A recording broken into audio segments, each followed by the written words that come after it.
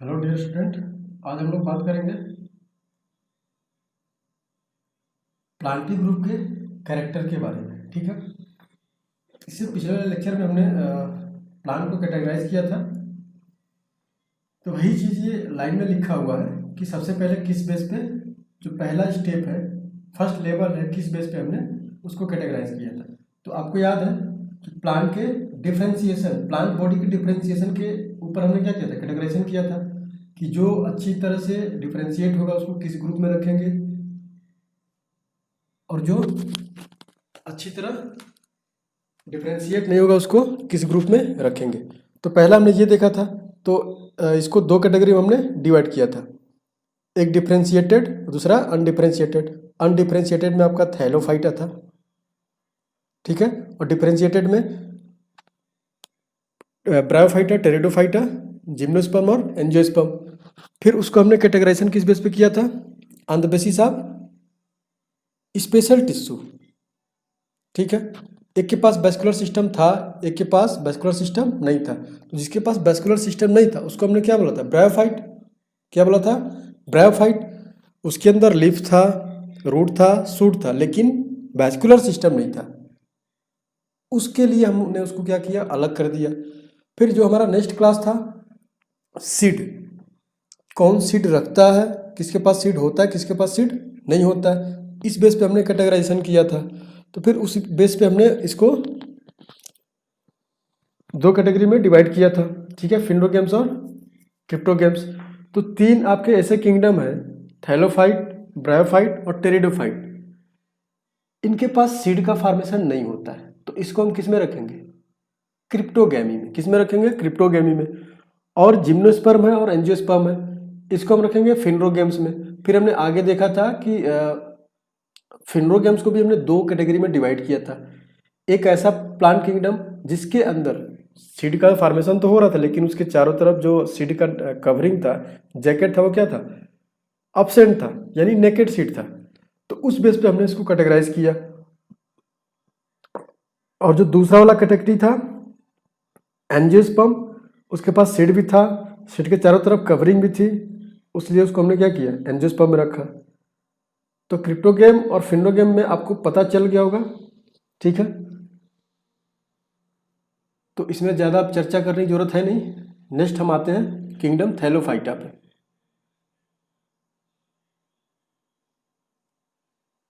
तो थैलोफाइटा का कैरेक्टर आपको पता है, कैरेक्टर क्या है इसका, दे आर एक्वेटिक। अब जिसमें एल्गी पाया जाएगा, एल्गी मतलब आप देखा होगा कि पानी में ही ज़्यादातर रहता है, ठीक है। Found in moist and wet place, जहाँ भी थोड़ा भी मॉइस्चर होगा, पानी होगा, वहाँ पे ये क्या होगा, प्रेजेंट होगा। ये कैसा होता है, ऑटोट्रॉपिक। कैसा होता है, ऑटोट्रॉपिक। अब ऑटोट्रॉपिक मतलब क्या है, इसके अंदर फोटोसिंथेसिस होगा। बात समझ में आ रही है। एंड इसके पास क्या होगा, रिजर्व फूड जनरली स्टार्च। और ये जो अपना फूड बनाता है वो किस रूप में बनाता है, स्टार्च के रूप में बनाता है, ठीक है। ये कुछ जनरल कैरेक्टर आपको याद रखना है, क्योंकि इसके बारे में अगर थैलोफाइटा का कैरेक्टर लिखने के दिया जाए तो ये सब चीज़ आप लिख सकते हैं, ठीक है। नेक्स्ट आपका है, they consist of cellulose cell wall around their cell wall. ये अपने सेल के चारों तरफ सेलुलोज का सेल वॉल रखता है, कौन, थैलोफाइटा।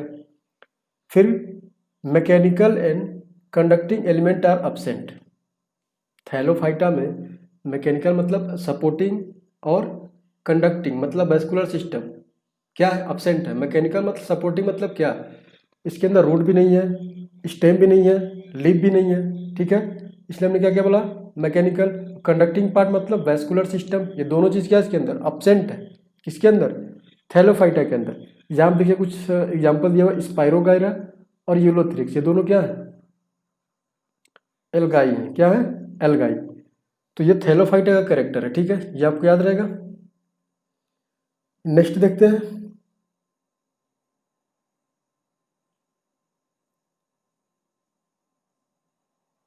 ब्रायोफाइट, ठीक है। ब्रायोफाइट के पास देखिए कि इसके कैरेक्टर क्या क्या है, they are called amphibians of the plant kingdom. Amphibians का कैरेक्टर क्या होता है, इसको हमने क्यों amphibians of the plant kingdom बोला? आगे मैं आपको एम्फीबियंस के बारे में बताऊंगा। एम्फीबियंस का मतलब ये ड्यूअल नेचर के होते हैं। अब डुअल नेचर का मतलब क्या है भाई? डुअल नेचर का मतलब ये है कि ये water as well as land दोनों जगह सर्वाइव कर सकते हैं। बात समझ में आ रही है? एम्फीबियंस का मतलब ये कि इनका जो क्या बोल सकते ऑफस्प्रिंग फेज होगा वो वाटर के अंदर होगा। जैसे मान लीजिए हम अगर मैडम फ्रॉग की बात करें तो फ्रॉग का जो लार्वा होता है वो पानी के अंदर होता है, ठीक है, वो वहाँ सर्वाइव करता है। जैसे जैसे मैच्योर होता है तो वो कहाँ आ जाता है? लैंड पे आ जाता है।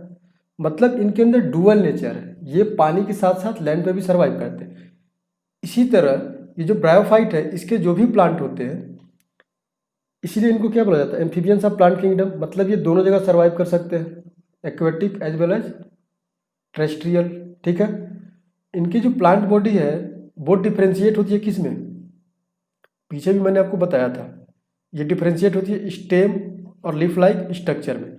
ये पूरी तरह होते नहीं है लेकिन बोल सकते हैं कि हाँ भाई इसके अंदर स्टेम है, पार्सली स्टेम है और लीफ लाइक स्ट्रक्चर है। जैसा कि आप यहाँ पे देखिएगा डायग्राम में, तो यहाँ पे देखिए आपको ये दिख तो रहा है लेकिन ये लीफ लाइक स्ट्रक्चर दिख रहा है, एक्चुअली ये पूरी तरह से लीफ नहीं है, ठीक है।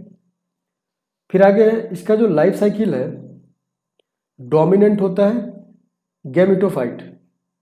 कैसा डोमिनेंट होता है? गैमेटोफाइट। अब गैमेटोफाइट क्या होता है ये भी जानना जरूरी है। गैमेटोफाइट का मतलब ये कि अगर मान लो अपने पास क्रोमोसोम है 40, कितना है? 40 मान लो। अब किसी भी एनिमल का जो क्रोमोसोम होता है, जैसे मान लो एनिमल की बात करें तो अपने अंदर 46 क्रोमोसोम है। अगर इसको हम डिवाइड करके 23 क्रोमोसोम बना दें तो ये जो क्रोमोसोम था ये डिप्लॉयड था, यानी 2n कंडीशन।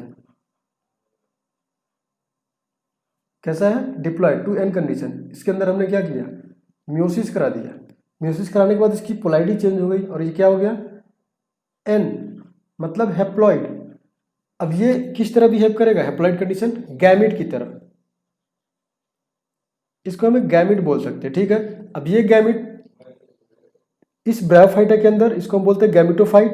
इसका जो डोमिनेंट फेज होता है, डोमिनेटिंग फेज, लाइफ साइकिल का जो डोमिनेटिंग फेज होता है कैसा होता है? गैमेटोफाइट। मतलब इसका जो मैक्सिमम लाइफ साइकिल होता है कैसा होता है? Gametophytic. Their sporophyte are unbranch. अब कह रहा है स्पोरोफाइट भी होता है। मतलब अगर ये प्लांट की बात करें, ठीक है, ये प्लांट है,